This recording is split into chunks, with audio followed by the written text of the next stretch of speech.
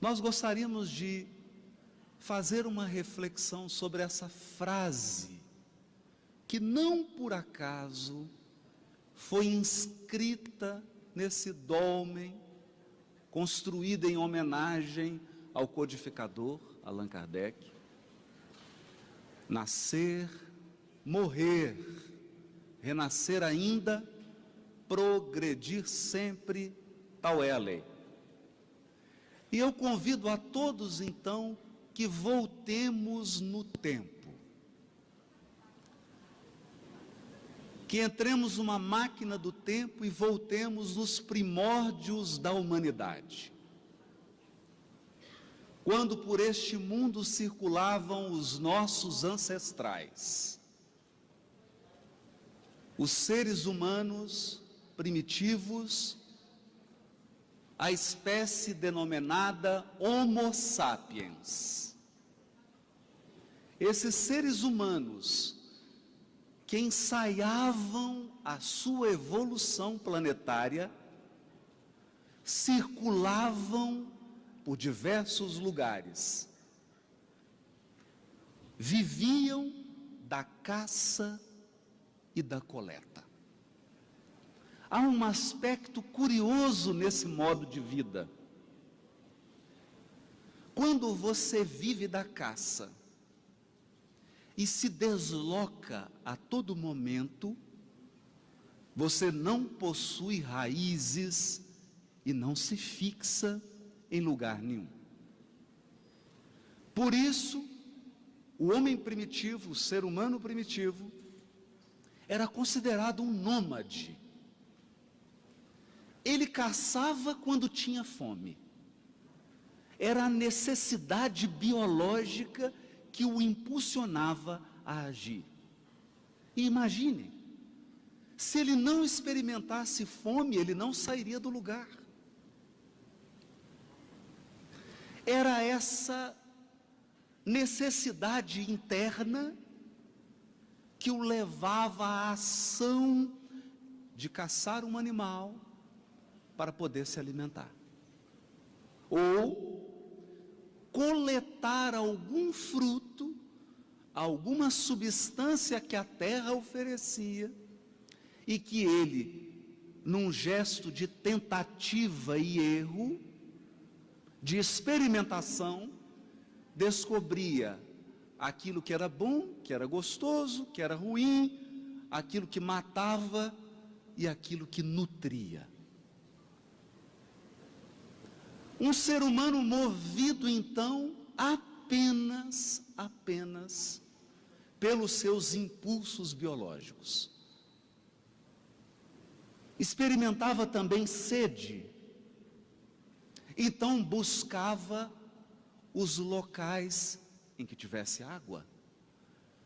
Se você observar na Europa inteira, quantas cidades se estabeleceram ao longo ou às margens dos rios.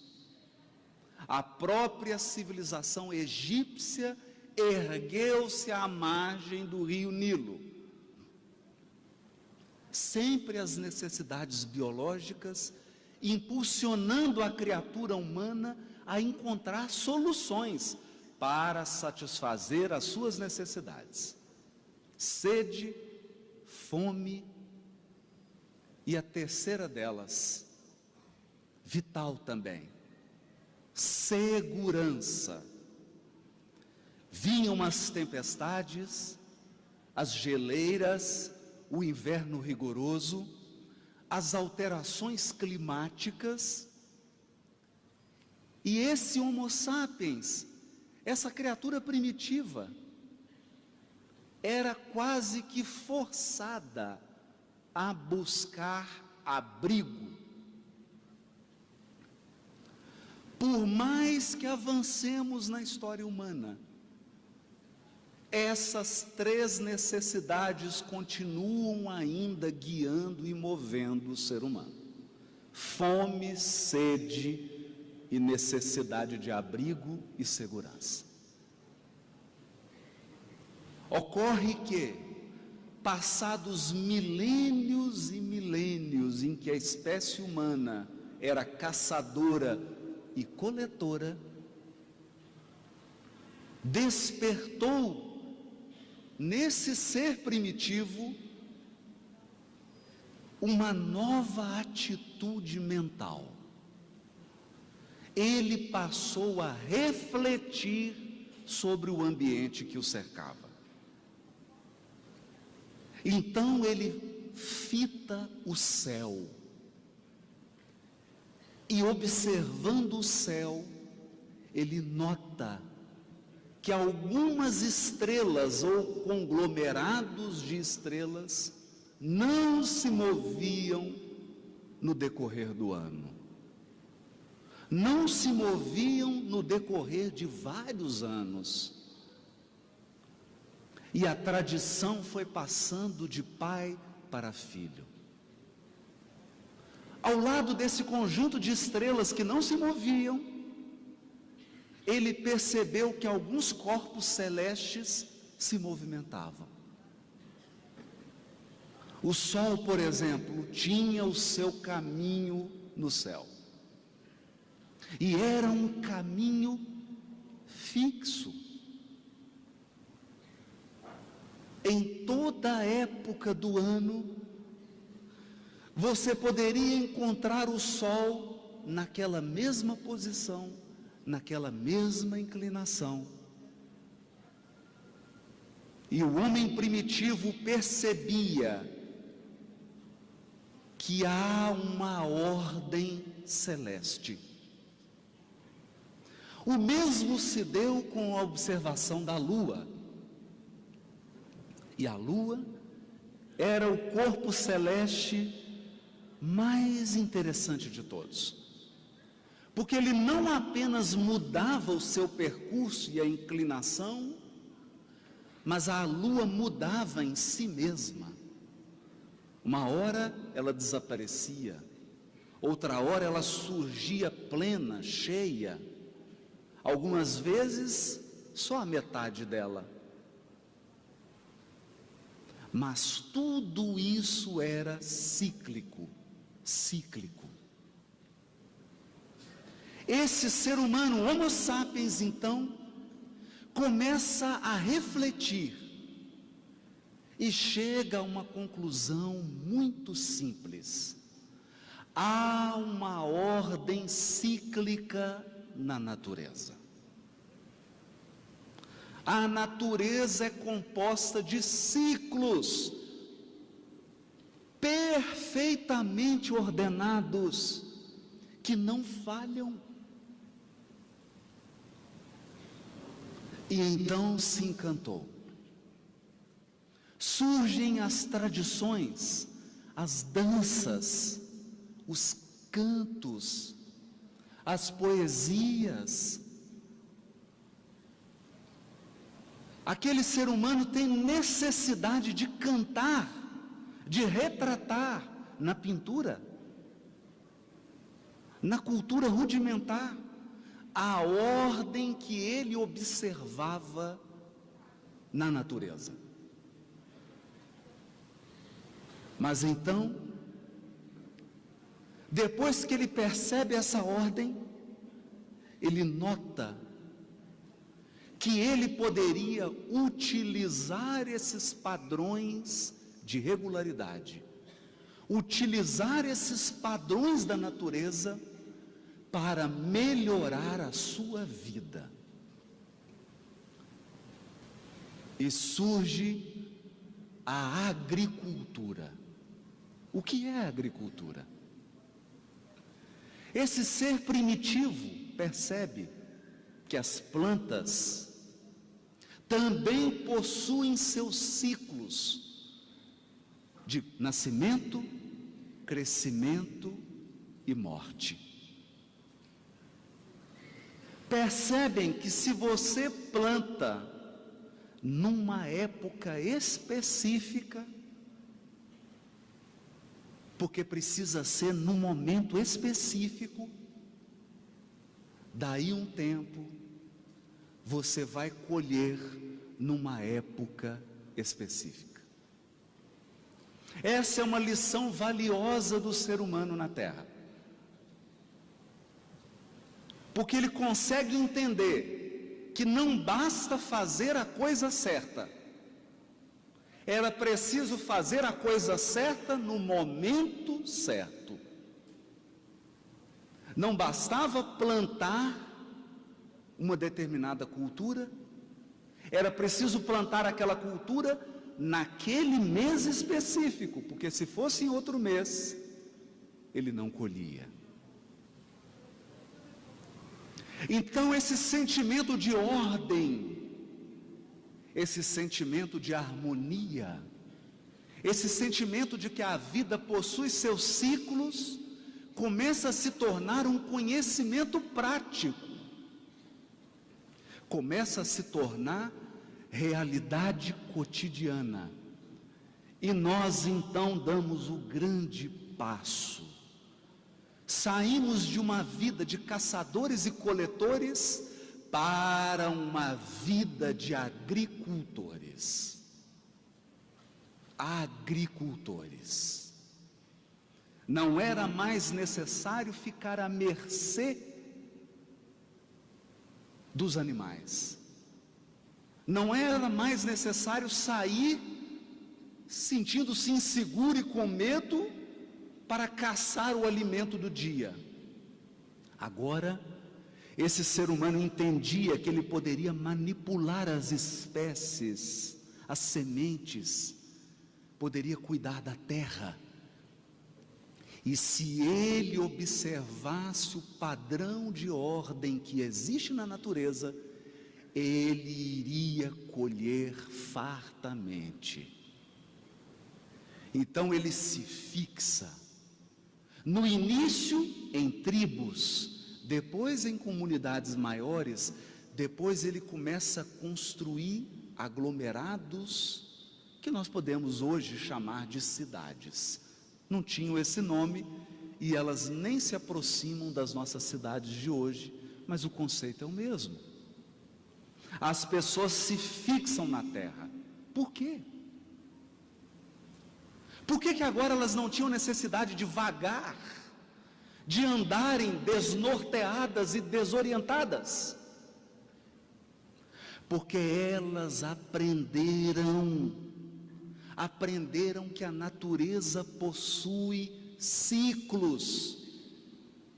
Essas pessoas aprenderam que a natureza possui ordem, leis, e que se você for suficientemente inteligente para aceitar isso,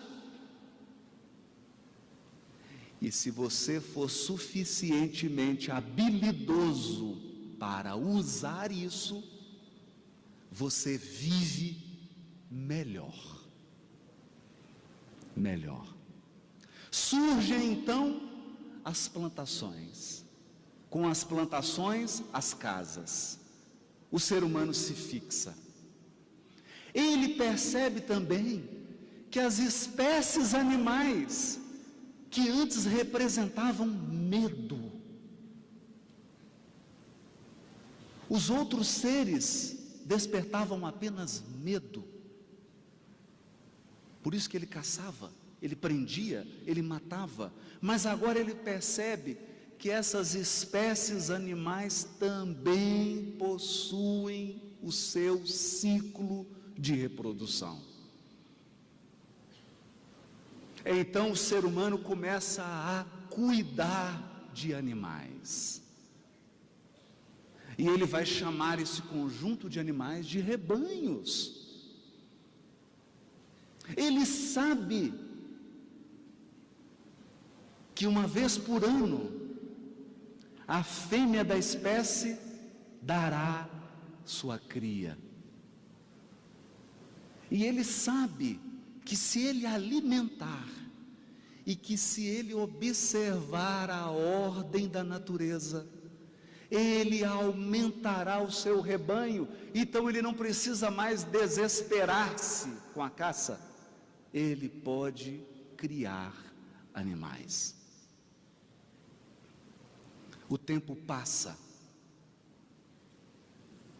E essa compreensão de que existe uma ordem na vida se aprimora, ela se sofistica.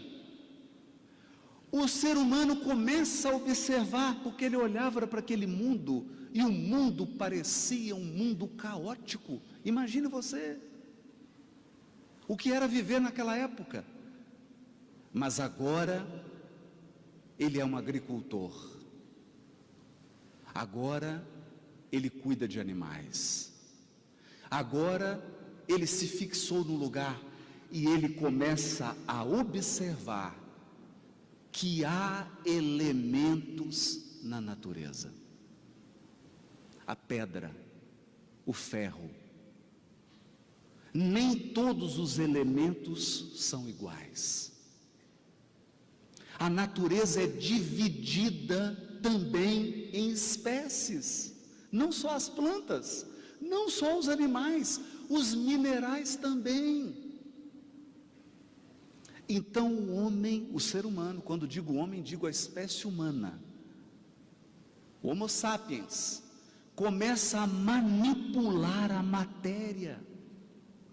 Ele então cria artefatos, vasos, facas, objetos cortantes. Por quê? Porque existe um padrão de ordem na natureza. Pedra é pedra, ferro é ferro.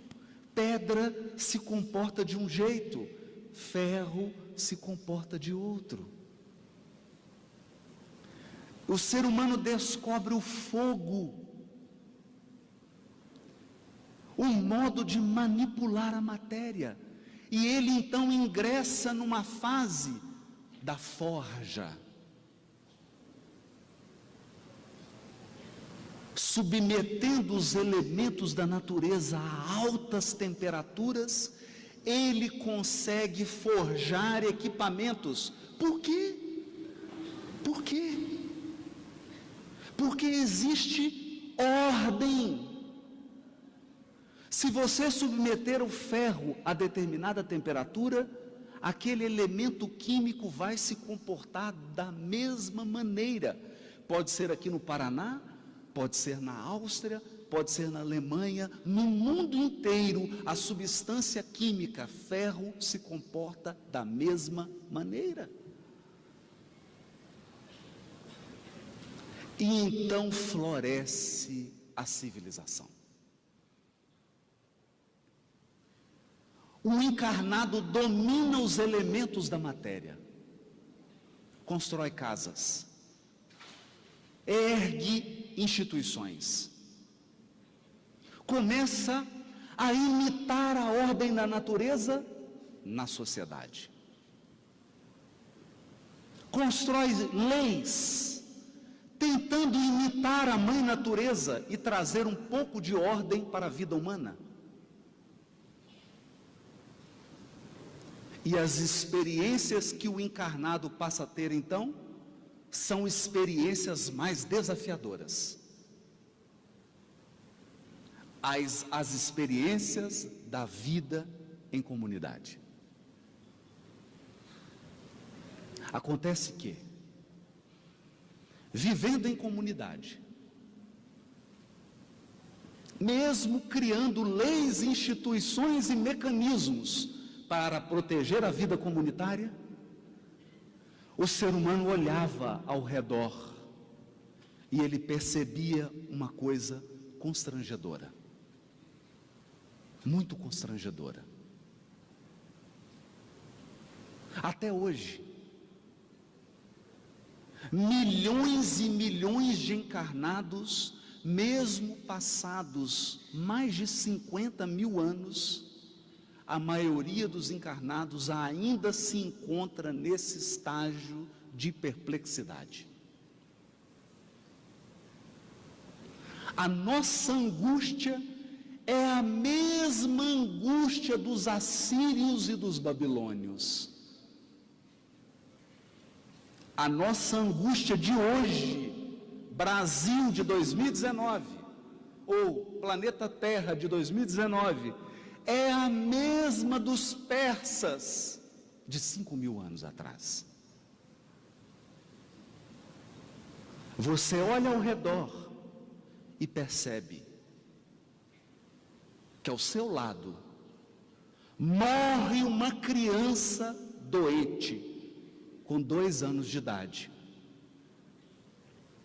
E no mesmo dia, morre alguém com 95, sem nenhuma doença.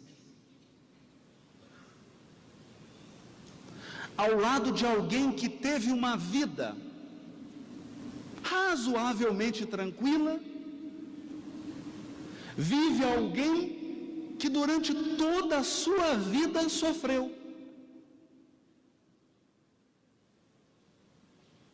Ao lado de uma família que tem 3 filhos, que criam seus filhos, esses filhos se casam, vivem bem, há uma outra família que perdeu todos os filhos em um acidente.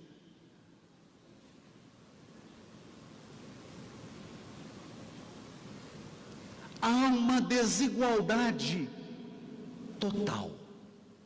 Total. E não é uma desigualdade de recursos materiais.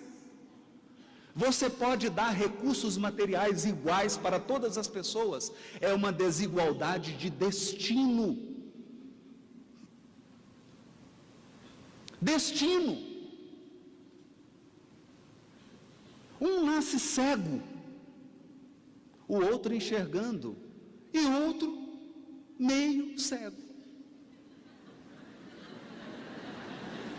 Nem vendo, nem cego.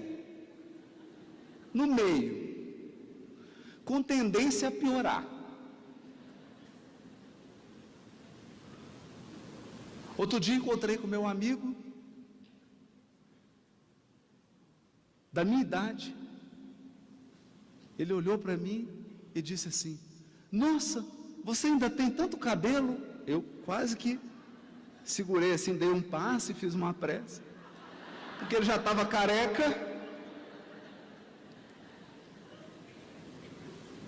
Parece simples, parece uma coisa boba, mas uns têm cabelo, outros não.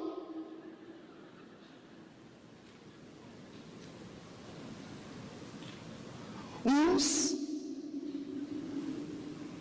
possuem uma vida afetiva estabilizada, outros vivem tormentas. Uns nascem e, mesmo sendo responsáveis, trabalhadores, talentosos, têm uma vida material desafiadora. Outros nunca passaram uma dificuldade material. Então você volta a olhar para a natureza e observa, você olha para o céu, e o céu continua exatamente o que era há centenas de milhares de anos. O sol continua fazendo o seu caminho todos os dias. A natureza é tão sábia,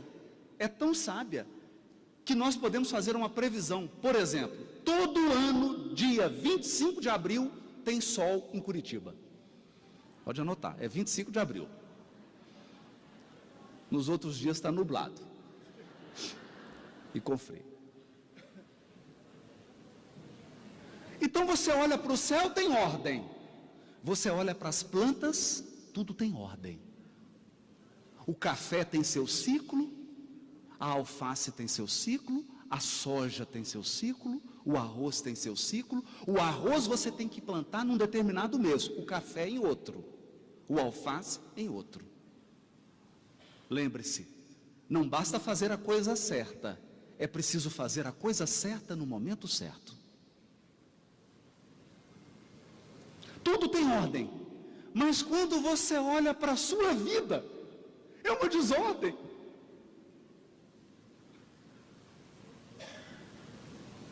Você então se compara com os outros, que aliás é uma péssima coisa. E eu não estou falando de desigualdade social ou material, eu estou falando de desigualdade de destino.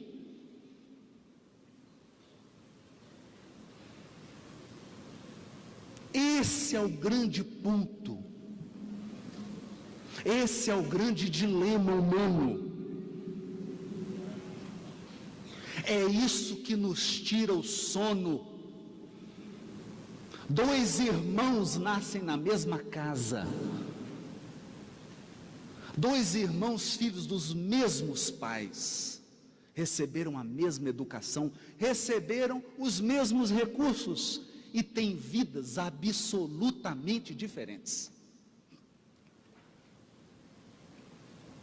E não estou falando dos casos extremos, não.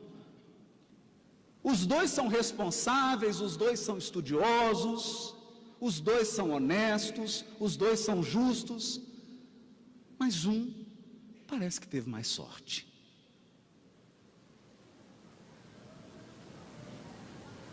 E nada apaga essa sensação de desconforto. O que aconteceu? O que deu errado? Será que o ser humano é a única coisa no universo desordenada? Tudo deu certo, menos o ser humano. Os minerais estão em ordem, a flora está em ordem, a fauna está em ordem, o universo está em ordem, mas o ser humano, nem tanto. Seria isso? Então, sofrendo por conta disso, há pouco tempo,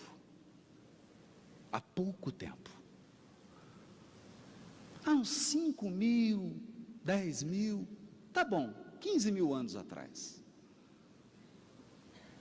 nós começamos a fazer uma experiência que eu poderia chamar de experiência religiosa filosófica. Nós precisávamos encontrar uma explicação. Por que Maria e José, ou Joaquim e Manuel, ou Alfred e Mirna, tiveram 3 filhos, os 3 morreram. E a sua irmã teve 4 filhos, e os 4 estão vivos, muito bem, obrigado.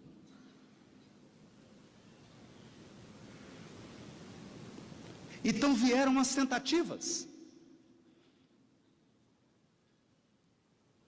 E em função de nós trazermos dentro de nós, quer você queira, quer você não queira, existe um DNA,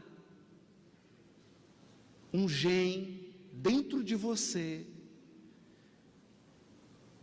que toda hora brilha e te diz assim: existe um Criador. Então nós começamos a pensar: quem criou isso? Quem criou isso? Quem estabeleceu que um sofre e o outro ri?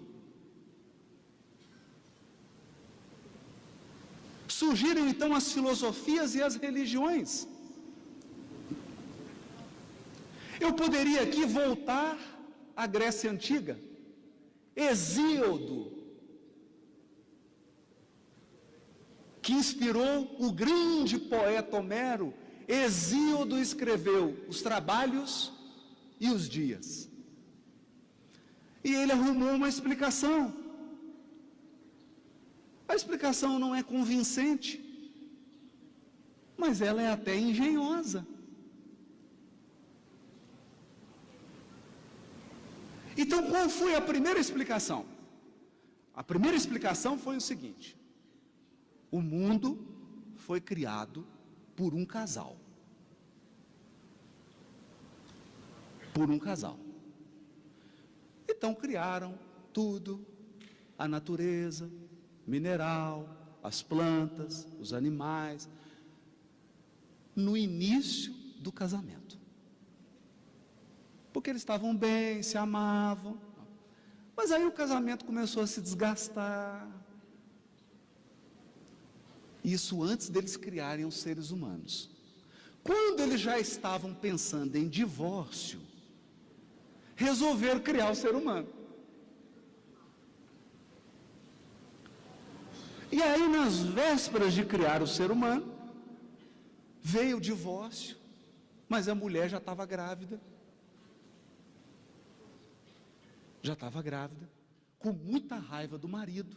Na época, não tinha divisão de bens, nem justiça para poder fazer o divórcio e a separação de bens. Então a mulher pediu para os filhos matarem o pai. Eu estou contando para vocês, mitologia grega. Uranós e Gaia, Uranós sofrendo a agressão do seu filho Saturno, que tentou matá-lo. Uranós o céu, Gaia a terra, Saturno o tempo. Então eu estou falando grego com a sua imaginação. Mas o que significa isso? A partir de Saturno e da tentativa de matar o seu pai, surge uma multidão de deuses. E essa multidão de deuses vai criar, cada um, uns tipos de gente para morar na terra. Por isso que todo mundo é diferente. Então, uns são filhos de um Deus, outros são filhos de outro. Aí você conseguir explicar essa bagunça que é o ser humano. E essa diversidade que há na vida humana. Tudo parecia ter sido explicado, mas quem se convencia disso? É mais ou menos se eu dissesse assim: vamos separar esse auditório em 3 partes. A turma da esquerda é a turma que vai nascer só sofrer. Combinado? Só paulada. A turma do meio, vai umas pauladinhas, mas vai ter uma vida razoável. E a turma da direita, só alegria. Ótimo. Não, mas eu não separei ainda. Então agora eu preciso montar os grupos. Quem se voluntaria para ir para a esquerda? Ninguém. Para a coluna do meio. Quem quer vir para a banda aqui dos felizes? Todo mundo? Para não falar que eu estou dando conotação política à palestra, então vamos mudar. Do lado esquerdo, só os felizes. Do lado do meio, os que têm alguns aborrecimentos. E do lado direito, a turma que só toma paulada desde a hora que nasce e sofre até no velório. Isso te convence? Isso te consola? Então eu digo para você assim: turma da direita, vocês que sofrem, é porque vocês são filho de Urano. Urano, o filho dele decepou a parte importante dele, aquela parte sensível do homem, né? Ele ficou muito triste, sofreu. Agora, vocês não, vocês são filhos de Gaia. Isso não convence ninguém. Porque não havia lógica nisso. Não tem lógica. Qual que é o critério? O arbítrio? Sabe qual que é o critério? Eu vou dizer: unidu unité, salamé mingué. Esse é o critério. É a sorte.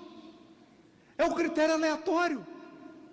Então a pessoa chega, abraça você e fala assim: fica triste não, a vida é assim mesmo, você nasceu só para tomar uma paulada. é só assina. Aí você fala, obrigado. Nossa, eu estou tão aliviado. Puxa vida, cheguei aqui me sentindo mal. Nossa, agora eu estou animado. Que coisa boa, que explicação maravilhosa. Roleta russa. Aí você tem uma filhinha, um filhinho. Vamos fazer aqui, peraí, gira. Unidunite salamia mingueira. Ih, vai sofrer a vida inteira. É assim? Mas é essa teologia religiosa que vigora no mundo até hoje.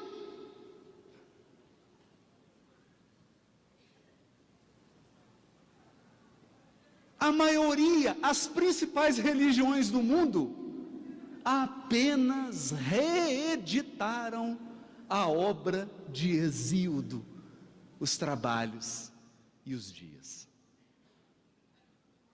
Eu vou dar alguns exemplos. Então vamos examinar o dogma do céu e do inferno.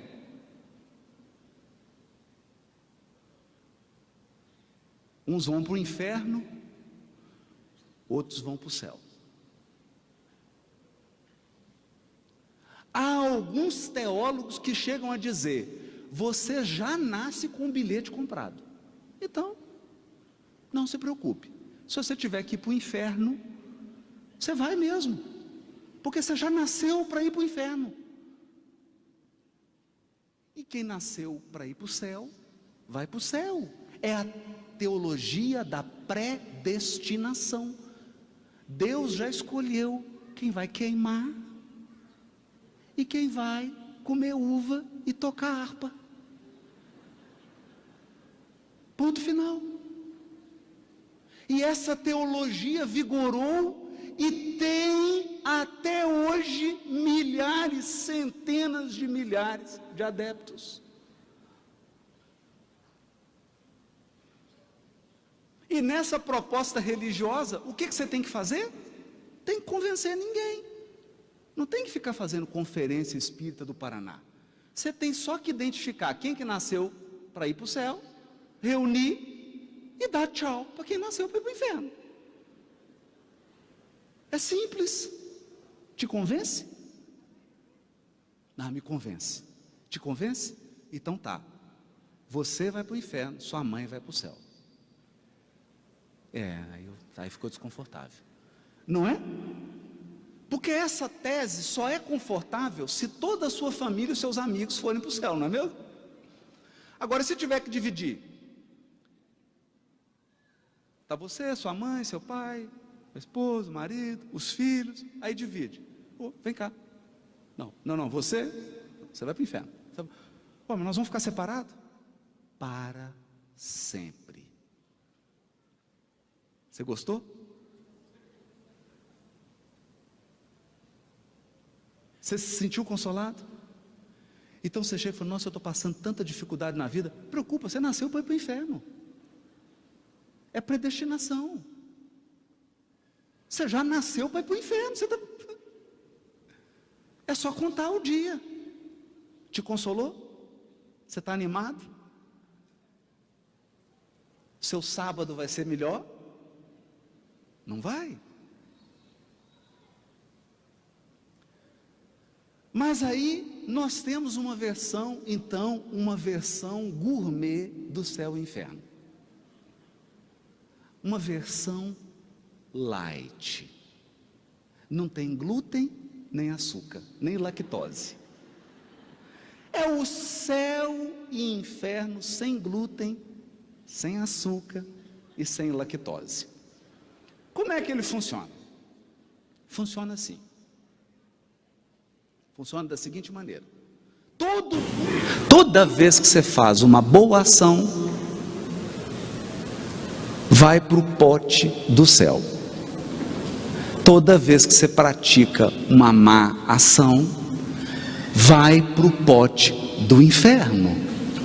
Depois o que a gente faz? Quando você morre, a gente conta o pote. Aí você morreu, tá bom assim? Poxa, agora ficou bom. Essa é a versão gourmet do inferno e do céu. Ficou bom porque agora, pelo menos, ir para o céu e para o inferno depende de mim. Será? Então vamos lá. Você vive, aí morre, vai fazer a contagem. 100 pedrinhas no inferno, 99 no céu. Por uma questão.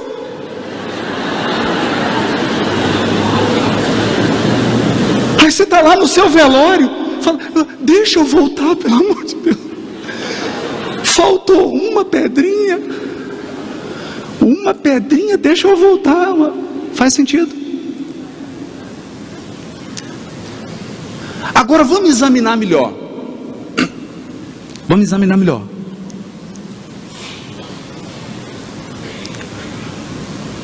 Você tirou seu carro da garagem. Tirou seu carro da garagem para dar uma ré. Só que você não viu que o seu gatinho estava atrás. Passou por cima dele. Matou o gatinho. Essa pedrinha vai para o céu ou para o inferno? Para o inferno. Pedrinha é uma má ação. Matou o gatinho. Vai para o inferno.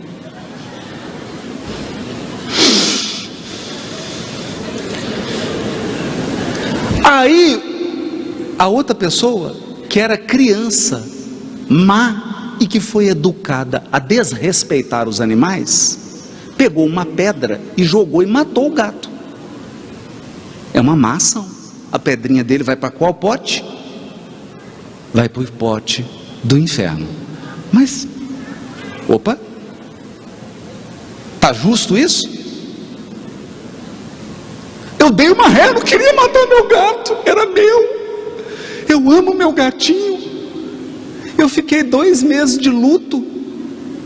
O outro matou por maldade e a pedra contou o mesmo peso. É justo isso?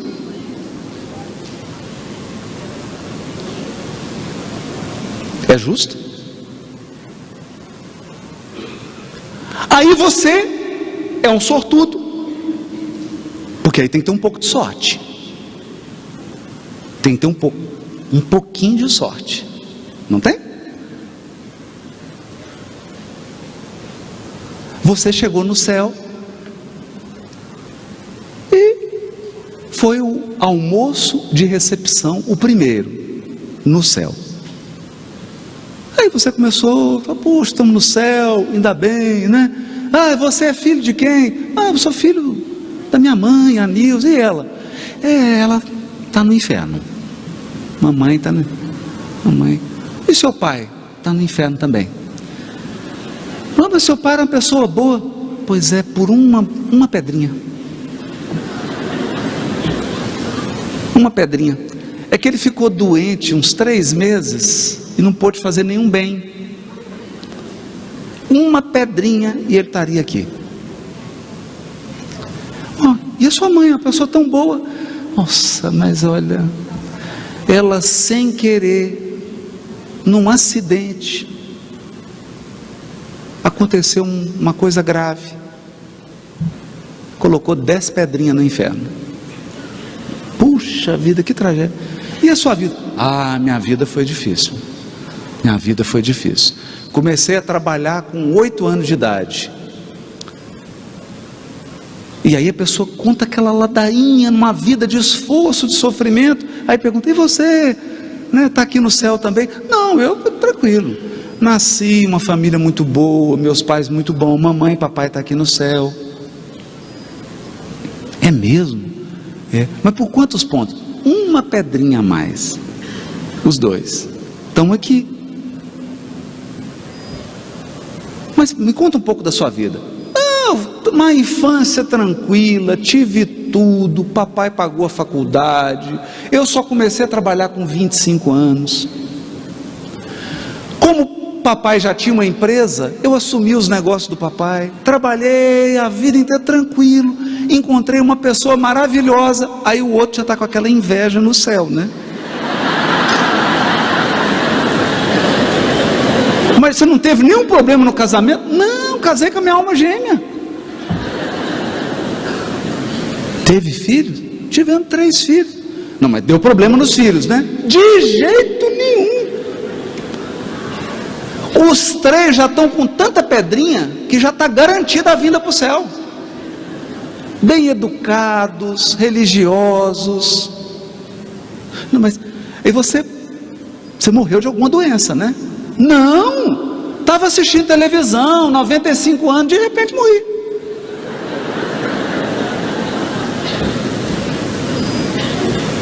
Quer dizer, quanto que custou seu bilhete para entrar no céu? E o dessa pessoa? Faz sentido? Faz sentido isso? Então essa foi a construção de Deus e da religião que os encarnados fizeram. É por isso que tem tanto ateu.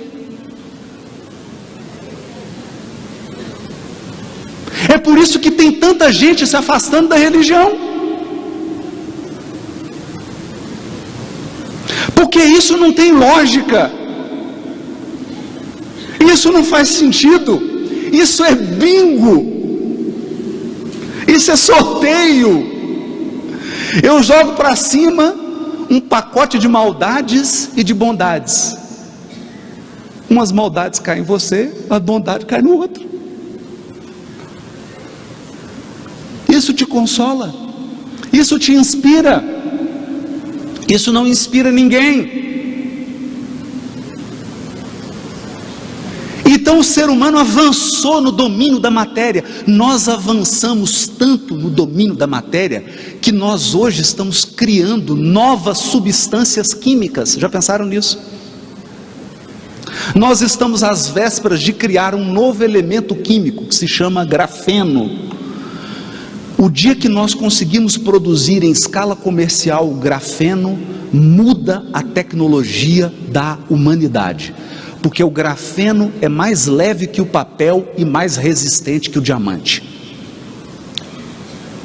O grafeno você consegue dobrar ele como se ele fosse um plástico, mas você não consegue romper. Isso significa que você consegue construir um avião que pesa 400 quilos.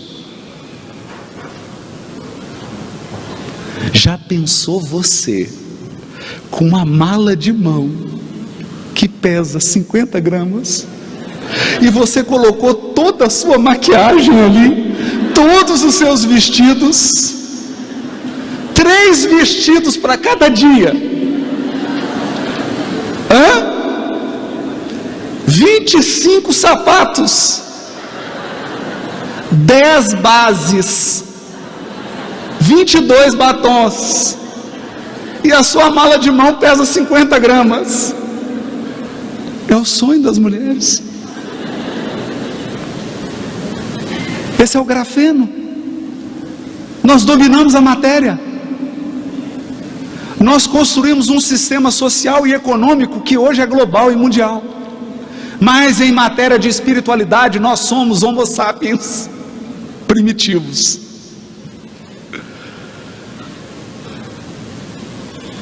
A maioria dos encarnados nutrem crenças religiosas que são infantis.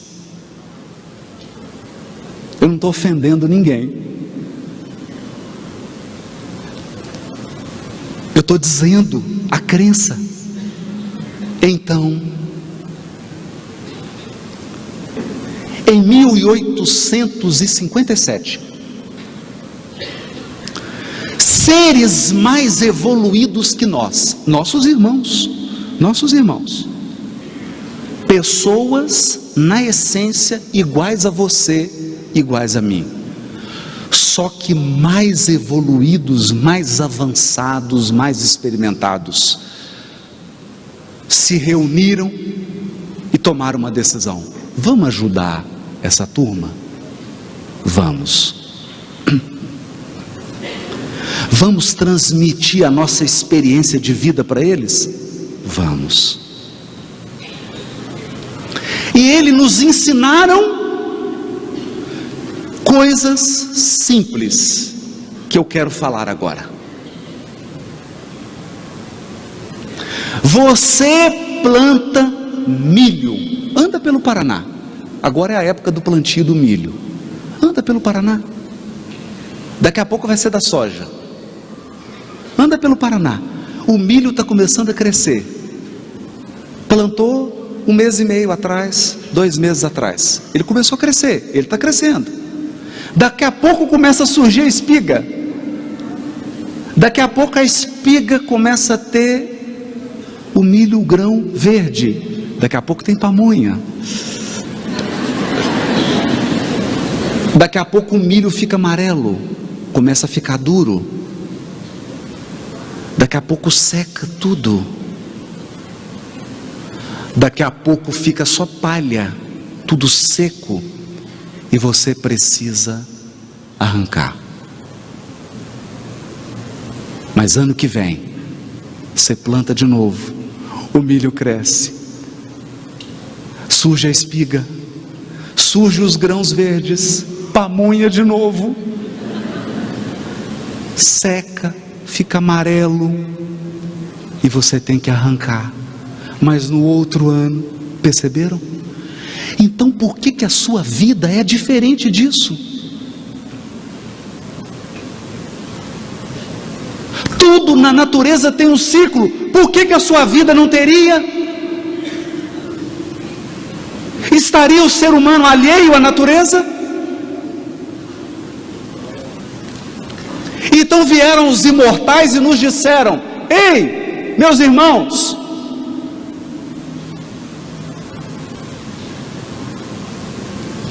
seus pamonhas, carinhosamente, olha para o milho. A vida de vocês também segue o ciclo.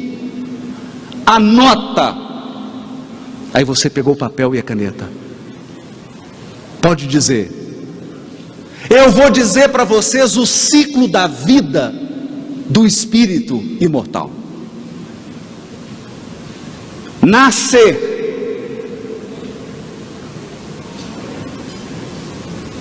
morrer, renascer de novo.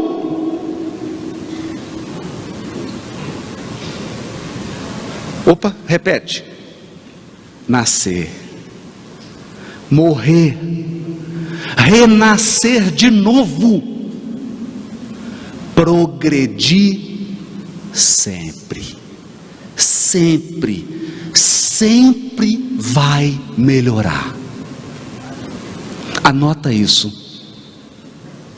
Não importa o quão difícil está a sua vida, sempre vai melhorar. Tal é a lei. Tal é a lei. Vai progredir.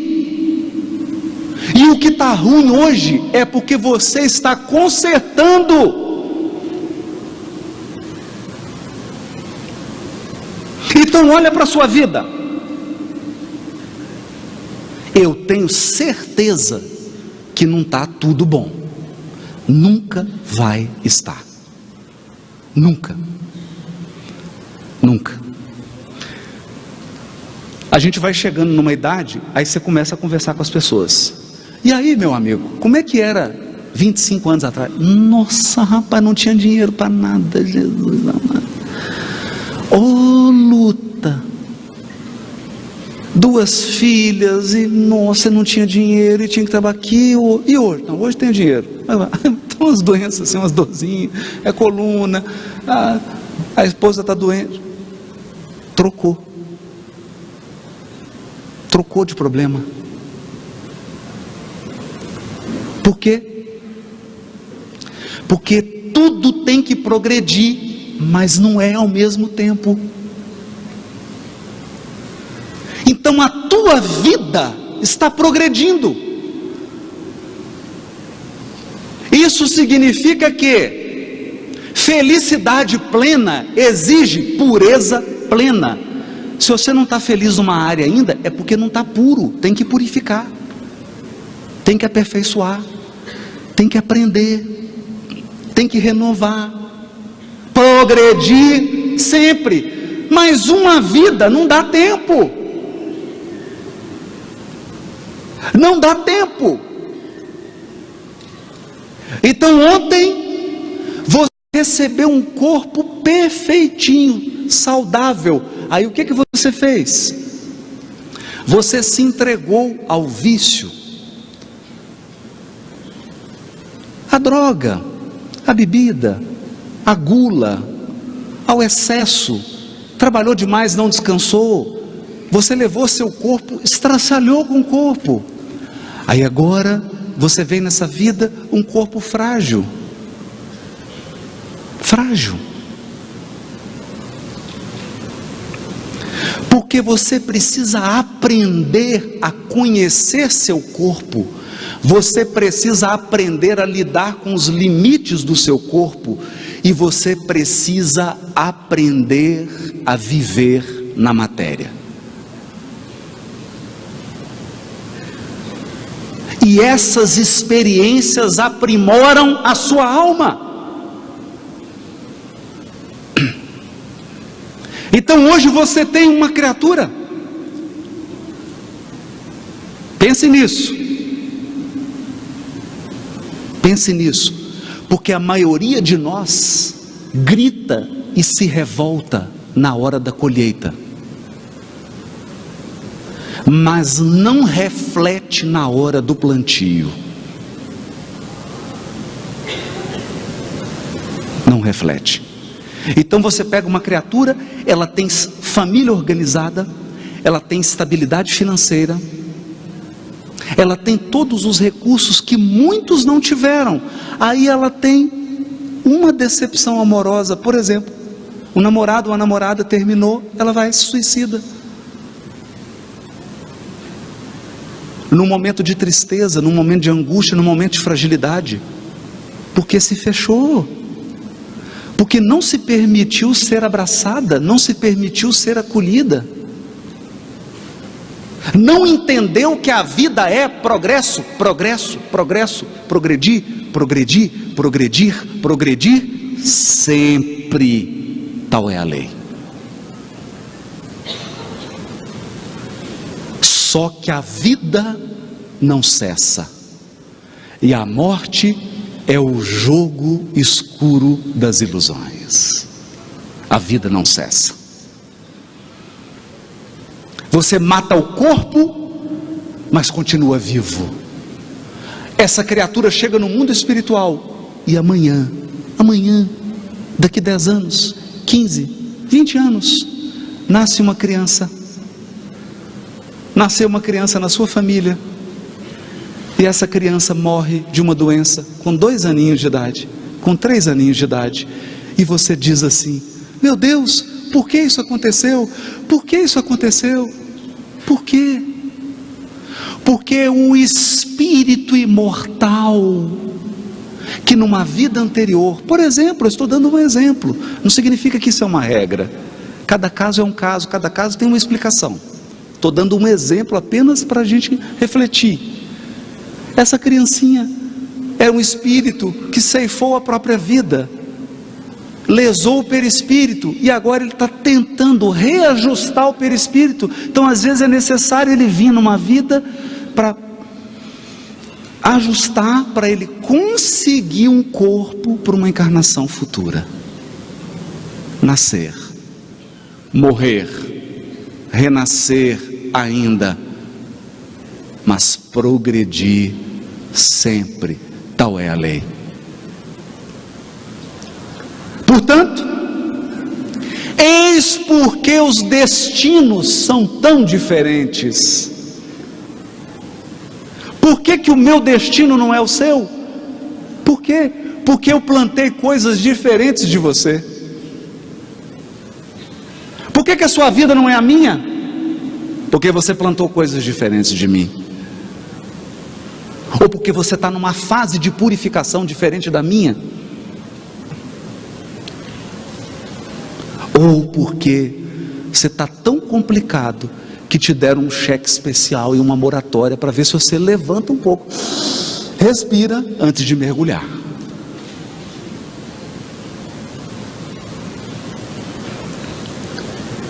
Surge então o conceito de evolução espiritual. E agora Espiritismo nos apresenta uma imagem de Deus completamente diferente de tudo. Completamente diferente de tudo. Eu vou tentar dizer uma linguagem assim mais moderna, mais Deus é o seu coach. É o seu coach.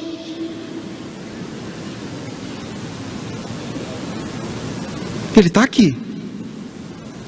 Aí você fala assim: pai, eu acho que eu vou plantar pimenta, porque eu quero ver o negócio arder. Ele fala assim: essa pimenta é indiana. Você tem certeza? Ah, tem, eu quero que arde mesmo. Essa pimenta é forte. É isso que você quer? É o que eu quero. Aí você planta. Só que você plantou 10 hectares de pimenta. Isso aqui é burrice nossa. Porque em vez de você plantar 1 metro quadrado de pimenta, não, você quer plantar tudo. Aí já planta, fica aquele perdendo de vista de pimenta. A hora que nasce a pimenta, aí você chega: pai, acho que eu plantei muita pimenta. Não dá para, lá na Conferência do Paraná, dividir não essa colheita? Tem 10 mil pessoas, 1 pimenta para cada um. É, filho, só que cada um tem o seu plantio. E o que eu faço com tanta pimenta agora? Agora.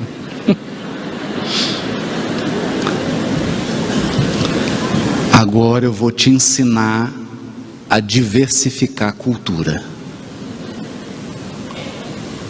Você aprendeu. Você progrediu.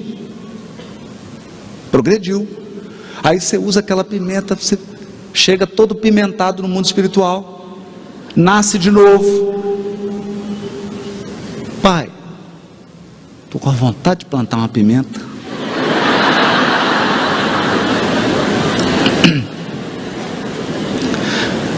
E aí ele fala: está pensando em plantar quanto? Que agora o diálogo já é mais sofisticado. Você aprendeu? Aí ele pergunta: você está pensando em plantar quanto? Não, dessa vez 3 metros quadrados. 3 metros quadrados é bom. 3 metros quadrados é bom.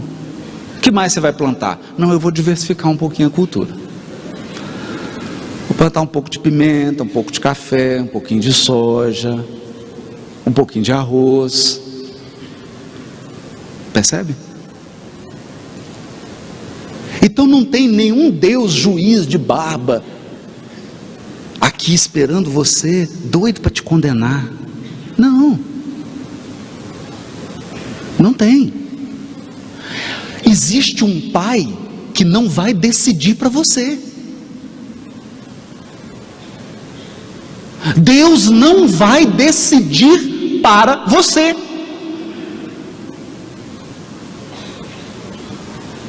Ele vai te orientar. E acredite, depois que você plantou mal, se não fosse Ele, você não estaria de pé. Porque depois que a gente faz a bobagem, Ele fica do nosso lado ajudando a resolver. Então, deixa eu te dizer o seguinte: se a sua vida hoje são 5 alqueires de pimenta, fica calmo. Segura na mão de Deus e vai.